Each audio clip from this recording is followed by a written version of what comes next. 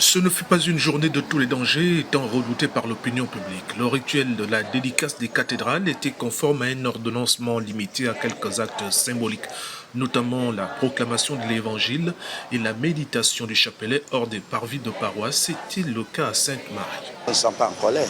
C'était juste un acte de foi que nous venons de poser tout à l'heure. On a prié Dieu, on a loué Dieu. Dieu merci, tout s'est bien passé. Ça fait pratiquement 8 mois que nous vivons dans un désert spirituel. Maintenant, nous pouvons redevenir ce que nous étions avant le Covid-19. Selon l'archidiocèse de Libreville, le 30 octobre ne correspondant nullement au programme des activités cultuelles de l'Église, cette date posait problème à la communauté catholique. Elle répond à une date de semaine, c'est un vendredi, et ce n'est pas notre jour par excellence de célébration de la résurrection. Le dimanche, c'est le jour de la résurrection. C'est un droit que nous exerçons, celui de la liberté religieuse.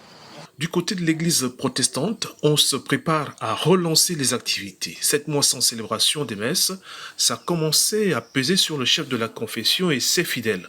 Le révérend pasteur Augustin Bouengoun privilégie le dialogue avec les autorités sur un certain nombre de conditions auxquelles sont désormais soumises les églises.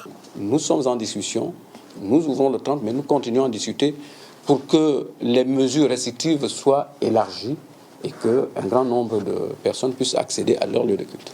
Parmi les exigences du protocole sanitaire qui précède l'ouverture officielle des lieux de culte, le respect du nombre de 30 fidèles par prière, la présentation d'un test de négativité au Covid-19 et le paiement électronique des dîmes.